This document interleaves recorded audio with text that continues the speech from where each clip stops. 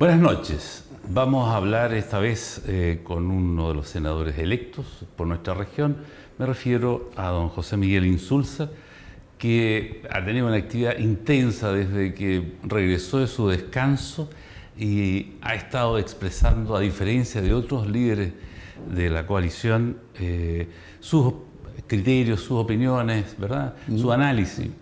No ha enmudecido, parece que eso entre Insulza es imposible. No, lo que pasa es que preguntan y cuando preguntan uno contesta. Pues, si no. Claro, si nadie pregunta uno no habla. Exacto.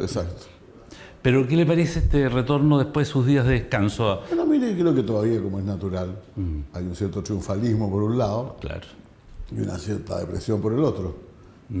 Pero todavía, desgraciadamente, no hay la capacidad de absorber ya el golpe y empezar a hablar de manera más constructiva. Entonces todavía hay muchas peleas completamente inútiles. Esta cosa, por ejemplo, de una comisión muy poco importante, que es una asignación de asignaciones, porque las asignaciones están programadas de antemano, claro. Así que hay que revisarlas nomás, que es un lío absurdo entre determinados grupos de incomprensible de izquierda y la democracia cristiana. De ese tipo no hay muchas discusiones por cuestiones que ya cómo pasaron las cosas, etcétera. Pero creo que todavía falta, a pesar de todo, absorber la importancia de esta derrota, que no fue simplemente una derrota electoral que podamos, que algunos dicen, bueno, tenemos que rehacer una alianza, si las alianzas no se rehacen tan fácilmente. No. Y los errores no se corrigen tan fácilmente.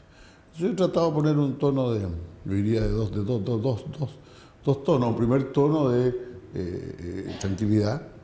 Las cosas que pasaron habían empezado a pasar bastante antes. Con mucha antelación. No fueron un par de errores electorales, aunque los hubo y graves. Sí, ¿no? sí, cómo no. Pero no fue eso solamente, sino que simplemente que de alguna manera esta coalición de centro-izquierda había perdido una parte importante del centro. Claro. Que no es que haya votado necesariamente por la derecha, sino que una parte importante de ese centro que nos acompañó en los primeros años del gobierno democrático se fue para su casa y no votó más. Sí, tenemos una gran ausencia de electores. Sí, ciertamente, pero ahora yo diría que es ya una cosa que venía pasando, lo que pasa es que ahora repercutió en contra nuestra. Y es bastante visible, y esto del voto voluntario dañó mucho más al mundo progresista, por decir eso, que a la derecha. Pero la derecha en las cuatro comunas ricas de Santiago, la derecha votó entusiastamente, sin ningún problema. Siempre lo ha hecho. Claro, exacto, y tuvo altos porcentajes de votación. Claro. Bueno, uno de los errores tal vez sea esto del voto voluntario, ¿no? Yo creo que fue un error, Yo creo que fue un error. Y yo hasta pienso a veces que habría que pensar si lo de la inscripción automática no lo fue tan bien. Porque finalmente el padrón que nos entrega el registro civil es mucho más imperfecto que el que nos entregaba antes el registro electoral. El registro electoral. Y hay mucha gente fallecida hace muchos años. Sí. Hay mucha gente que no va a venir a votar porque está viviendo en el extranjero, que se inscribió afuera, y eso cuenta siempre como abstención. Son todas abstenciones. Pareciera que... Yo creo que tuvo el 50% la abstención, que es mucho de todo. Es mucho. No es una crítica al voleo, pero me parece que el registro electoral o CERVEL trabaja solo cuando hay elecciones, porque esto de que haya muertos votando, gente que no existe, en fin, es un trabajo que se hace todos los días, ¿no? De depurar. Eso tiene que limpiarlo el registro civil. Bueno, pero es el Estado finalmente. Sí, claro, es el Estado, pero finalmente el padrón electoral que usa el CERVEL es el padrón que le proporciona el registro civil. No tiene competencia para revisar el padrón. Bien, entonces el registro civil se dedica a otras cosas y se olvida del... Está trazado y hay también algunos factores políticos. Ya, por ejemplo, bueno, la negativa de los detenidos desaparecidos y de la familia de los detenidos desaparecidos, a que se haga la muerte presunta de sus familiares. Lo menciono porque es un número menor. Es una variable, pero está ahí. Pero es sensible, exacto. Y además uno comparte ese criterio, nunca va a ser perfecto ese registro.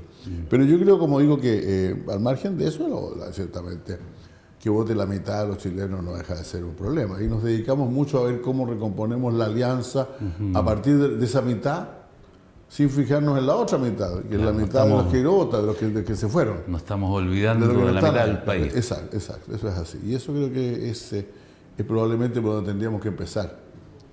¿Por qué esa gente no tiene ya ningún interés en la cosa pública? Claro, ahora, esto es una gran... Hoy día se habla mucho que hay una gran clase media. El otro día el se menciona mucho. Mencionó una numerosa clase media. No es la misma clase media de antes.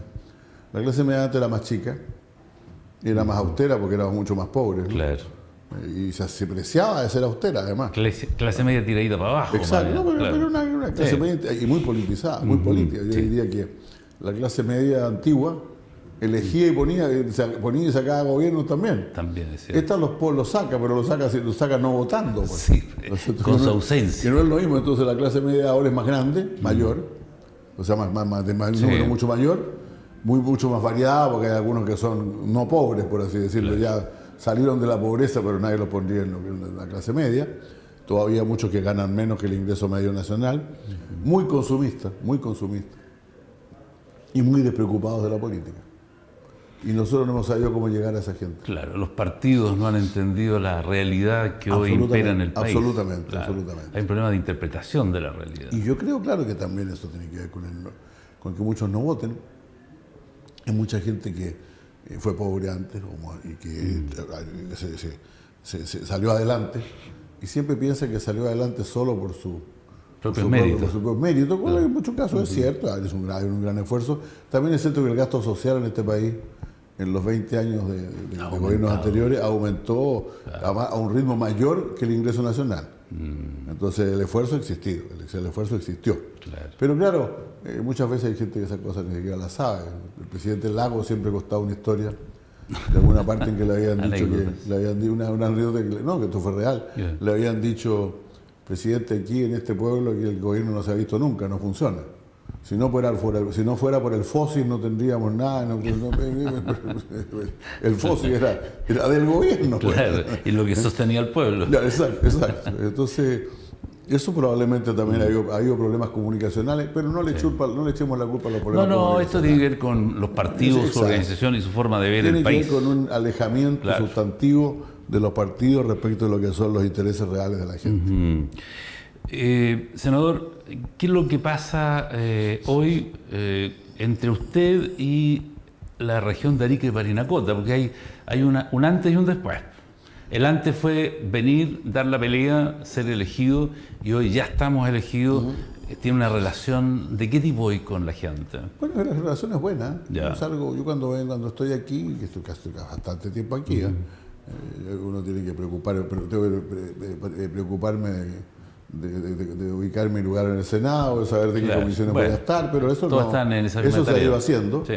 Y yo creo que yo he venido bastante acá entonces y estoy hasta buscando, estamos buscando una sede definitiva, no la misma que teníamos en el comando, estamos buscando un departamento más definitivo también donde vivir y conversando con mucha gente. Yo creo que las cosas están tranquilas. Ahora, el nuevo gobierno no ha empezado todavía. Falta el 11 de marzo. Falta saber quiénes van a ser las autoridades regionales, eso va a indicar mucho. Pero creo que yo por lo menos he notado respecto del futuro de la región bastante consenso entre la gente respecto de lo que hay que hacer. Y yo estoy tratando sobre todo de programar cómo llevar adelante los compromisos que adoptamos, ¿no? Hice un programa bastante, yo diría, más inclinado al plano de lo productivo, porque finalmente Arica y Parinacota tienen un ingreso per cápita de un poquito más de $10.000 y el país tiene un ingreso per cápita entre los 23 y 24.000. ¿Hay alguna diferencia? O sea, estamos medio atrasaditos en eso y tenemos que preocuparnos. Queremos hacer tantas cosas, queremos hacer un nuevo hospital, queremos conocer una nueva comisaría, queremos mejorar nuestro sistema de riego, tenemos que tener actividad productiva. Claro, ¿de dónde sale el dinero? Pues. Exacto, yo espero que una parte siga saliendo, más allá del gobierno que sea, del plan de desarrollo de zonas extremas. Así es. Porque el PES es un plan especial de desarrollo de zonas extremas. El PES es una capacidad de inversión adicional para regiones que no tienen esa posibilidad, pues básicamente porque son extremas. Pues, y es una punta del país, y la ventaja que dan en ese sentido es muy importante. Yo creo que tenemos bastantes consensos en cuanto a eso y en cuanto a dónde debe ir la línea. Ayer en la Pagua, el cual empezó el carnaval, varios de los que hicieron Sopagua decían no a la minería, ¿no? Entonces está claro que la gente tiene ideas más o menos claras respecto de eso. Bueno, el alcalde promueve esa idea. Bueno, yo diría claridad, que en general no, yo también lo he dicho, no es que sea contrario a determinadas formas de producción, ni me parecen terribles, o sea, mal que mal este país vive de la minería en gran medida, ¿no? Sí. El cobre sigue siendo la mitad de nuestra exportación a pesar de todo lo que hemos diversificado. Pero no todo el país. Bueno, pero entonces hay regiones que son especializadas en eso. Yo creo que la nuestra, por su estructura física, tiene el problema de que toda minería sería en el altiplano y en la cordillera, y probablemente contaminaría las aguas que sirven para la agricultura, para el turismo, para todo lo demás. Estamos esperando la bajada del río, porque está lloviendo en el altiplano, y claro, va a traer que va a hacer que el mar se ponga un poquito más café, no menos azul y más café. Se echa a perder la playa de Chinchorro. Bueno, entonces imagínense lo que sería eso, si además tuviéramos todos los ríos trayendo el agua de los deslaves, y de los relaves mineros también, ¿no? Eso es muy peligroso, Y aunque uno le den todo tipo de garantías, yo creo que la región tiene su propia vocación, que son los valles agrícolas productivos, que pueden aumentar mucho más, que tiene que ver con el turismo, que tiene que ver con el puerto y también con energías renovables. ¿Verdad? Bueno, todo el norte grande tiene esa posible oferta, ¿no? Sí, pero hace pocos días salieron las estadísticas de cuántos gigawatts producía cada región, y mientras la que más producía creo que era Atacama, 17 gigawatts, nosotros estamos en 2. Pero eso entonces, depende... todavía podríamos hacer más, ¿no? Hacer más. Hay espacio para eso, hay sol. Hay espacio, pero también se está produciendo mucha energía en el país. Entonces uno no solamente tiene que tener un lugar adecuado donde producirla y una red donde meterla, sino... ¿Dónde la consume? ¿Quién la consume? ¿Quién la va a consumir y quién la va a requerir? Pues este país ha cambiado sideralmente en los últimos 4 años en materia energética. Me gustaría puntualizar un par de cosas. Hay empresas mineras peruanas que están realizando actividades propias de la minería en la frontera, en el altiplano, y incomoda a la comunidad, por ejemplo, de Bisbiri. Están demasiado en la frontera, en la línea, y también se quejan de un poco lo que hablamos, de cómo el medio ambiente se va deteriorando, y a los dueños de las minas eso no les importa mucho hasta ahora, por lo que sabemos, o por lo que hemos visto. Luego, la inversión en energía solar depende más que nada del aporte privado a la inversión. Sí, por cierto. Entonces, que se esté limitando es un cálculo que ellos hacen respecto al resultado de un negocio. Pero efectivamente aquí Bienes Nacionales es propietario casi del 60 o más por ciento de la superficie fiscal de la región, ¿no? No, pero yo creo que los terrenos para producir energía solar existen. De hecho, hay varios proyectos, hay como 10 o 12 proyectos en estudio, 2 que están ya en ejecución. ¿Pero por qué se demora? Y uno que está en producción. ¿Perdón? ¿Por qué se demora en empezar a activarse los que están estudiando? No sé por qué. Bueno, pero es decir, el estudio probablemente, yo creo que estamos afanándonos en eso. Pero también realmente a veces tiene que ver con el hecho, como digo, que el lugar es complicado, que todo ese tipo de cosas, o que además la gente tiene, cuando uno va, bueno, como usted dice, es privado. Y es bien simplemente privado, o sea, usted lo hace y se cuelga al sistema interconectado del norte, ahora y el central se están desconectados. Claro, y naturalmente... usted quiere saber qué demanda va a tener eso. Claro. Y probablemente eso... Si es rentable o no. Si es rentable o no es rentable, claro. Ahora, respecto de esto de la minería en la frontera, porque la frontera es lo que es. O sea, si usted se pone a cavar un hoyo a 50 metros de la frontera estando de su lado, no tiene problema. No, es que ese no es el reclamo. Yo siempre recuerdo alguna vez que me llegó una noticia que había un helicóptero argentino había aterrizado en la zona fronteriza, en un campo en el sur. Y efectivamente, hechas las mediciones, me informó el ejército que el helicóptero estaba a 40 metros de la frontera. Y estaba en su territorio. Estaba en su territorio. Claro. Entonces eso es más difícil de...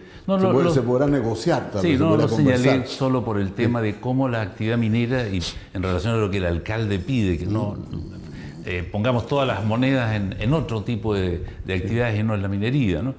Eso es un ejemplo que tenemos muy próximo. Sí, es un problema, pero como digo, tiene el problema para nosotros del factor.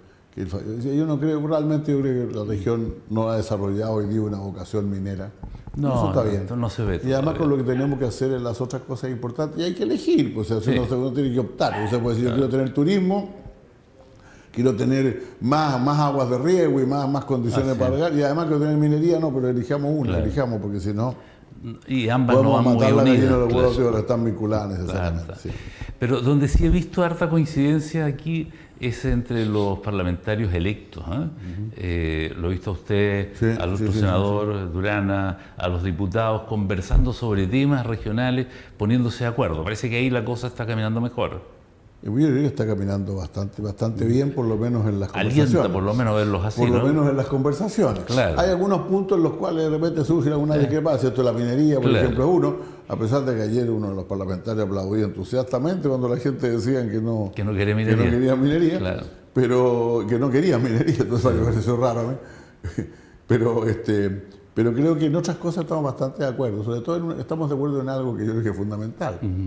O sea, evidentemente Piñera ganó en Arica, pero ganó, si no me equivoco, por un 0,49%. Por lo tanto, esta es una región, de alguna manera, no diré dividida en más sentido, pero que tiene sectores distintos. Y queda lo suficientemente lejos de la capital y con los suficientes problemas como para que si no hacemos todas las cosas juntos, las cosas no van a caminar. No. O sea, si uno está en favor de una cosa y otros están en favor de otra, eso no se va a hacer. Tenemos que ser capaces de empujar a Arica y Parinacota todos juntos. Y yo creo que en eso hay bastante acuerdo. Sí, me parece, y sobre todo en el caso de los dos senadores, usted y Pilo Durana, José. Hasta ahora hemos marchado de Son acuerdo. 8 años, ¿no? Que tenemos van a estar... algunas diferencias conceptuales a veces, bueno, pero son conceptuales. O sea, los dos estamos por hacer algunas cosas, el más partidario de una zona, lo que se llama un territorio especial. Sí. Yo creo que no, que esto es una región y es suficiente como territorio especial, ¿no? Y los territorios especiales además son Juan Fernández y Isla de Pascua. Nosotros no somos ni Juan Fernández ni Isla de Pascua. Somos bastante más grandes y con bastante más población. Pero es una discusión válida en la medida en que la forma en que él concreta su propuesta y la forma en que yo concreto la mía son más o menos las mismas. Claro. Al final, conversando seguramente van a llegar a un mínimo común seguramente. Que permita que la región, tal como lo estaba señalando usted, dé un salto hacia adelante, recupere o avance hacia los niveles que tienen el resto del país. Así es, yo creo, por ejemplo, yo fui ministro mucho tiempo. Yo recuerdo cuando llegaban todos los parlamentarios de una región de un lado y el otro a pedir algo, era bastante más difícil decir que no, francamente. Claro. Cuando llegaban los de un lado nomás, aunque fueran los del lado de uno, la cosa se ponía más, sobre todo si se sabía que los otros se estaban oponiendo o no les interesaba. Bien, senador, ya queda poco para que usted asuma. El 11 de marzo cambian todas las autoridades elegidas, ¿verdad? O reelegidas, y el país, y particularmente nuestra región, espera mucho de los dos senadores que han elegido. Por primera vez tenemos dos senadores propios, no compartidos, así que las expectativas para ustedes dos senadores es muy grande, y la esperanza también de que esto cambie gracias a los 8 años que van a estar en el cargo, tiempo suficiente como para conseguir un cambio radical en la realidad que tenemos en la región. Así que bueno, este canal usted sabe que está a disposición de la voz de los líderes para poder explicar, conversar con la opinión pública, porque esa es nuestra tarea. Así que nuevamente reitero que más que invitación, venga cuando guste, muchas gracias. Y lo llamaremos cuando también necesitemos. Yo espero tener que venir sobre todo a apurar las cosas, porque de repente, te digo, por ejemplo, ya está aprobado en el Consejo o está a punto de aprobarse en el CORE el proyecto para el tema de las aguas, de traer, digamos, de traer más agua del Lauca, ¿no? Del Lauca, ese tipo de cosas. Pero desgraciadamente este es el estudio nomás, pues, entonces se programa en 4 años el estudio. Claro. Pero se pierde la dinámica, entonces hay que tratar de hacer las cosas más rápido, empujar más rápido, sí, efectivamente. Bien, lo dejamos invitado, senador, para una próxima oportunidad.